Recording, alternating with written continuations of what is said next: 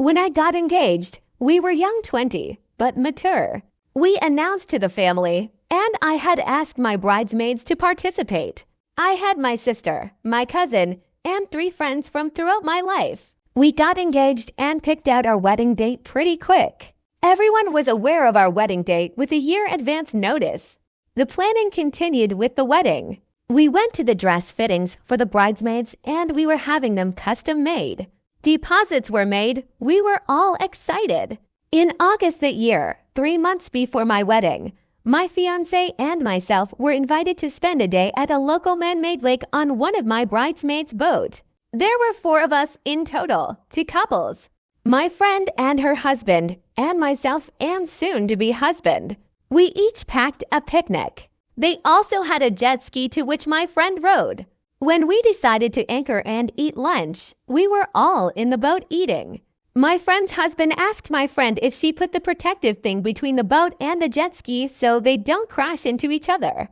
She kept saying it'll be fine. Mind you, we did not ride the jet ski. We were only on the boat. After lunch, we all decided to ride the boat over to the swimming area.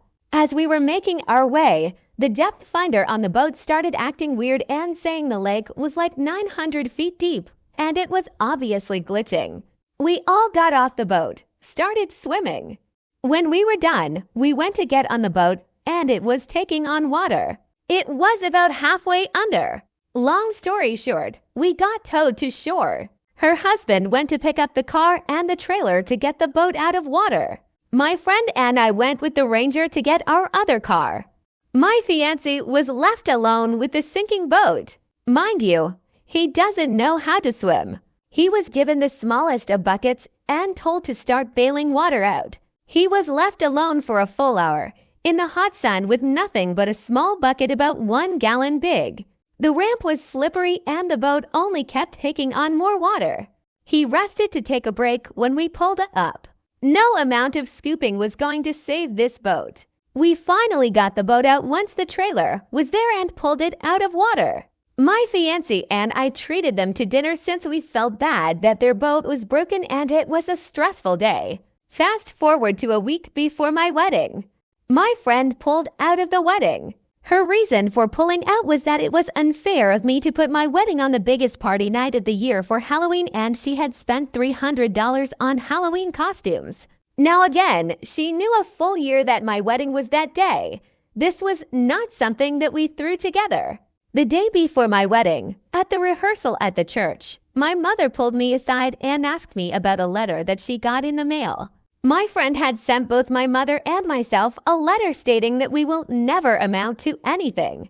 We will never own a house. We will never have meaningful careers. We will be horrible parents. Our marriage will never last, and we basically are losers in this game of life. I also got a detailed bill about the damage to her boat. She wanted us to pay for all damage because my husband was not adequately able to bail the water out of the boat. Reminder, the damage is because she did not put the buoy between the boat and the jet ski to which her own husband told her to do, and she said no.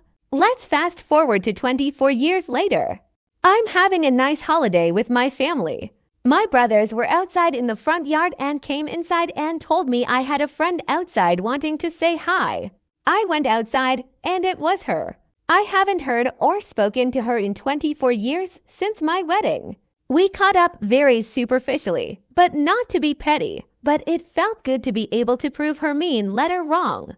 I own a house. I have a master's degree and I have a wonderful career. I have 3 kids with my oldest graduating college 2 years early and already working a full-time job as a teacher. Although we did get divorced, we did last 18 years and we are still friends. He still comes to our holiday family get-togethers and we co-parent well. She, on the other hand, got divorced shortly after my wedding. She never got a degree and doesn't have a career.